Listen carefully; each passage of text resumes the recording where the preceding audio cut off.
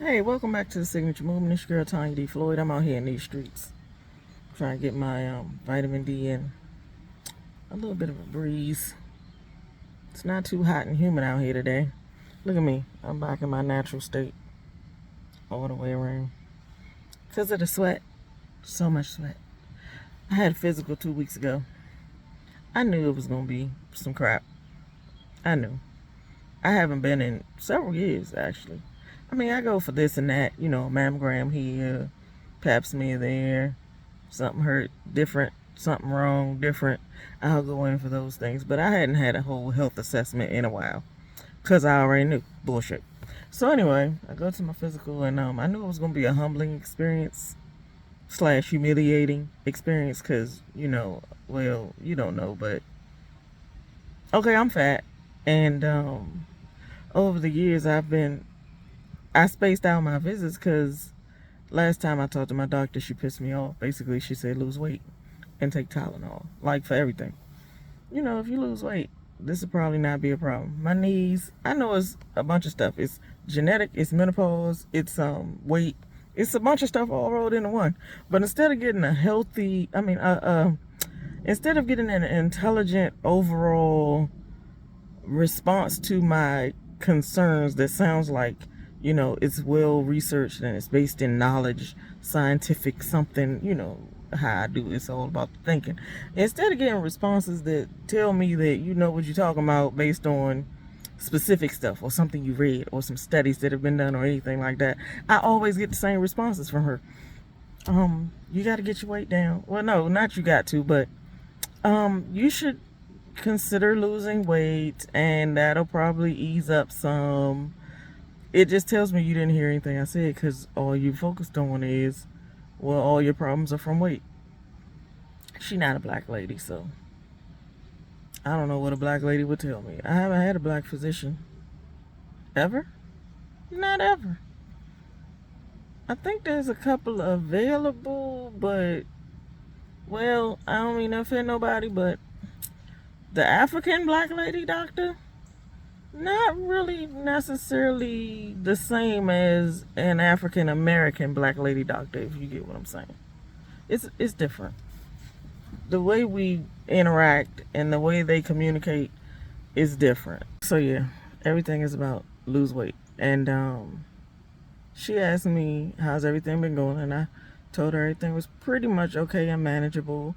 I've been sending back my little fit kit, your little poop test. And I've been sending back my, no, I keep going to my eye doctor appointments and my, gynecological appointments and everything, and my mammograms on time. I do all those things, but I really didn't want to go talk to her because I hate talking to her. I just don't think we have enough in common, and I don't think she has enough interest in what my issues would be. She's younger than me. She probably don't know nothing about menopause. She ain't in it yet, I can tell. Because when I talk about it, she just looks with this blank nod like, okay. Why am I here, lady? Just why?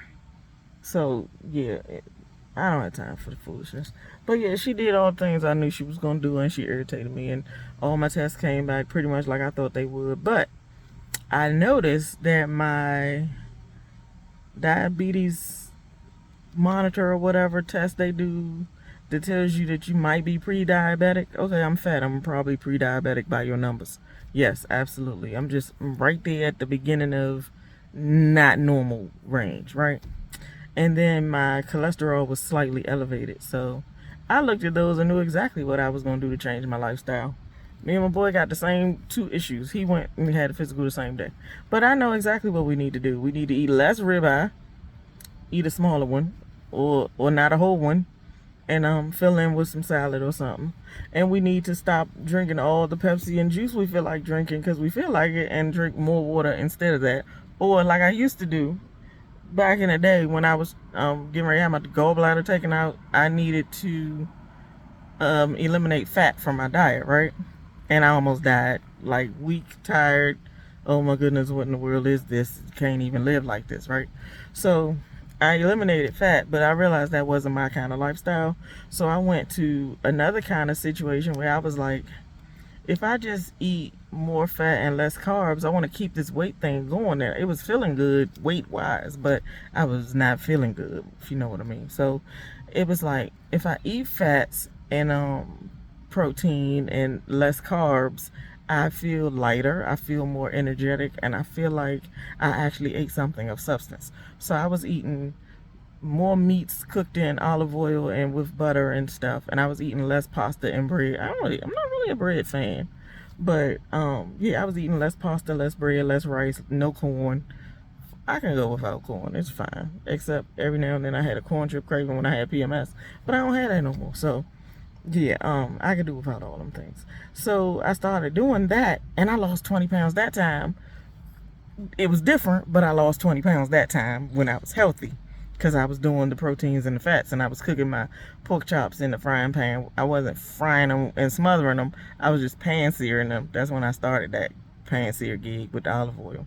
And I started using butter in most of my food instead of margarine, because margarine ain't real.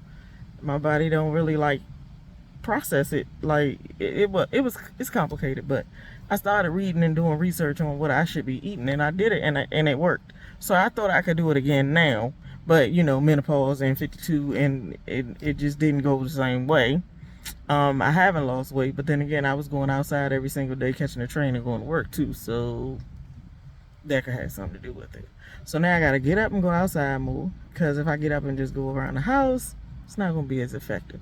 I gotta eat better. I've been posting my breakfast for the last couple of days. I intend to be outside more during the day and eat more intelligent things in the mornings, and then eat more intelligent things in the evenings, and not necessarily at 8 p.m. So a couple of changes, but that brings me to part of the whole reason for this video. It ain't about my health. I'm sorry I dragged you through all that, but just current events, I'm catching up. So what I came to talk about is foundation and fundamentals. It's kind of related to the weight loss thing, but let me tie it up. Here's how it goes. So I was telling my son, he said to me, he was thinking about what's going to be so exciting when he's 18. Well, that's 4 years away, son. Why you think about 4 years away? Why you can't think about today or tomorrow? Because, you know, my journey, if you've been paying attention to my last few videos, my journey is more about living for today and letting God take care of some of my stuff, so I don't have to be having anxiety and stressed out about what's coming or what I'm not going to be able to do, and forecasting all the dread in my life, right? So I've been pacing myself and just dealing with what's right in front of me, and only looking forward in a way that it's like an attainable goal, right? So foundations and fundamentals, here's where it's at. I told him, you know, you thinking about what you can do in 4 years when you're 18, but what building blocks are you laying right now that's going to get you there? You can start today with some things that will help you to achieve whatever that is you think you're getting ready to be doing. So, just like me and this weight loss, we both got to lose weight, we both got to eat better, but he about to go to school in 2 weeks, so I know most of his problems are going to go away then. But it's like, you know, little breadcrumbs. Drop this little piece right here. And like fundamentals in football. Well, you can't be a great football player unless you learn how to block, tackle, run, catch, all that kind of stuff. I don't care what position you play. You need to know the basics of the game, and you need to know what's your position. You need to know it in and out. You need to know every single detail about it. You need to study it like science. Seriously, get the science of it. So get your little pieces, get your foundations in place. Losing weight every single day, we're going to make different choices than we've been making to get us where we were, so we can get to where we want to be. Just one thing you can change every single day, and that's a significant change when you add it like in a cumulative way. You look at 3 months down the line, I'm not going to try to lose 100 pounds in a year. But if I say I want to lose a pound a week, I could probably do that. Just one little thing each and every day, or each and every meal. Instead of drinking coffee and then going hours and hours and hours before I drink water, I used to make a deal with myself when I was on my, 20-pound weight loss, eating more fats and less carbs. I was sticking to a routine. If I wanted a Pepsi, I had to drink a bottle of water first. Then I could drink my Pepsi. If I wanted some juice, I had to drink a bottle of water first, and then I can have my juice. So it all worked out, right? So yeah, make little changes, lay a little bit of foundation, and you can do the big things. But you got to start with, what's the big thing way down here? Okay, if it's that far away, I could put this into 1,000 increments and get to it. So I could do a little teeny tiny piece, 1,000th of the work to get there. That's a good starting point, right? If you put it right here, it's a lot closer, and you got to take bigger chunks toward it to get to it. That's a little harder to do.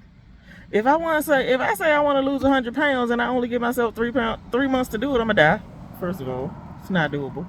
And second of all, I'm not gonna staple my stomach or anything harsh, like, to just make myself. No, it has to become a consistent habit, a conscious choice, a small thing here that can ripple effect into what I need. So that's that. And then I came to talk about people. The people be people and child. How the people in my life have seen me change. Somebody sent me a message one day. Hey Floyd, what's up? The usual stuff we always do. He checking in. But instead of me giving him typical Floyd, ain't nothing, cracking jokes and making him feel good, and just thinking about how I needed to be refreshing, I said, I'm not good. And I meant that. I was not good. Lately, I just been letting people see me. I ain't good. I'm not okay at all. I don't like what's going on in my life. I'm not feeling it. And I honestly don't even have the answers. So, nah. It's not okay. And he was stuck. He didn't know what to say. Because he texted me back, I hate hearing that about you. But, dang. Then he texted again and he was like, I'm praying for you, Floyd. But it's a few people who are like not knowing what to do when I tell them, no, I'm not okay. It's not cool. I don't even know how I feel right now. It's just a mixture of things. It's a little bit of anger, a little bit of anxiety, a little bit of relief because something happened and, it needed to go. So it's gone and I'm relieved by that. But so I have a bunch of other stuff, attached to some feelings that I don't even know how to explain to people. But I'm saying I'm not okay. And yeah. So yeah, it's a couple of other people who have checked in. And let me just give you a little bit of backstory. Normally, when people come to me and I haven't talked to them in a while, I always give them the sunshine, honey, because, hey, you reached out to me, you must need so-and-so and so-and-so. And I was always good for bringing the sunshine, right? I'm always trying to be positive, and I want people to feel like, I don't know, I just like it when my people are happy, right? So when they would call me or text me, I would always shoot back some good stuff. And even though I wasn't feeling so good at the time, I would just be like, oh, so-and-so reached out. That is so cool. Blah, blah, blah. Yay. And then I would just immediately switch to, yay. I ain't doing that no more. It wasn't false then. It was really real. But I don't think I owe people that. I don't even think I feel like giving people that. Not doing it no more.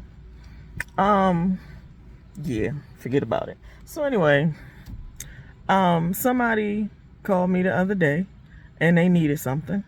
But I wasn't my regular old sunshiny self. And she was like, what's wrong? So I gave her the breakdown of the, the emotions that I was feeling. And I'm not exactly sure what to do with it. So I don't know, I'm sorry I gave you that. But it is what it is. That's what I got to give. And she was like, we'll talk. Okay.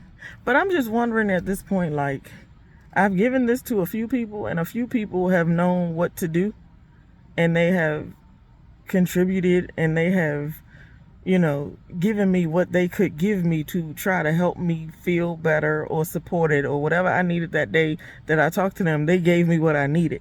I'm just wondering how many of these other people going to double back and check on me because I told you I wasn't okay. I used to be that for people. I'm trying to see how many people going to be that for me. It's just a whole day of reckoning thing at age 52 for me. I'll be 53 in less than 2 weeks. What's today? Less than 2 weeks. I'll be 53 years old. I'm just tired of the bullshit. I don't want it. I'm not giving it. I ain't manufacturing no sunshine for nobody. It is what it is. This is what's happening. Real life. I can't be nothing for nobody. I gotta be everything for me at this point. I have nothing left to give. Not right now. Today, no. I got nothing. I used to have this thing I would put up on my social media every now and then. It was a picture of me just looking like, what? And it said at the bottom, this full service ATM is only processing deposits at this time. No withdrawals. That's where I'm at. That's how I feel. So anyway, I got the boy out here in the vitamin D situation with me today.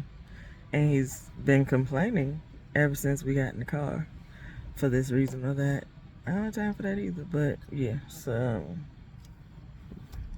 I'm just where I'm at.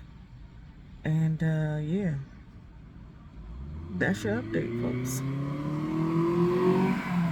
I feel like I missed something, but oh well, that's happening too.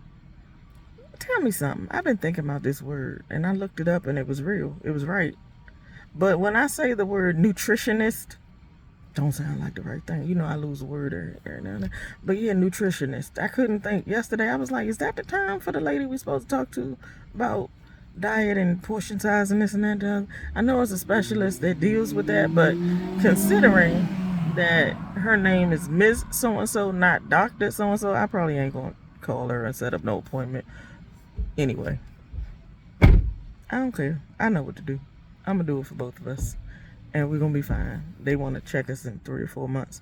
And we'll be fine. Because I already got it. I'm tired of talking to y'all. And if she another white lady that weigh 100 pounds, I'm going to be pissed. So, never mind. Just never mind. My doctor is a white lady that's maybe 140 pounds. I'm tired. I ain't going to keep talking to her about nothing either. You don't know nothing about my struggle. You don't know my life. You don't understand what I be saying when I say stuff. You keep asking me how's it going and all that, but you don't be really listening. And I don't feel like you have a intelligent response to what I'm saying. So just know. I'm going to go for all the stuff I need to go for in the meantime. But it's going to be another few years before I have another health assessment with you, lady. Just, nah. I'm going to go find some other means. Yeah. I'm going to try a holistic approach. If I got a headache, I'm going to try something in the kitchen. If I got inflammation, I'm going to make some new smoothie recipes in the kitchen and pineapple ginger myself to death. Maybe add some carrots somewhere, I don't know. But I saw a recipe for some carrot and banana situation that was supposed to help you feel energetic. I'm sure it's full of 1,000,000 grams of sugar, so that'll probably help you. But I'm going to just try new things in the kitchen to make us, feel more like a finely tuned engine that don't slow us down as much. And we'll move more. So yeah, part of this was getting us to move. I moved out the house. I ain't walking around the field. Sun over there. But I'm out. And we not eating snacks in the room and drinking Pepsi. So, baby steps. Little bits. 1,000th of an ounce of change will give me an ounce down the road. So, boom. It's bugs in the tree, Cal. Anyway, y'all have a great day. Toodles.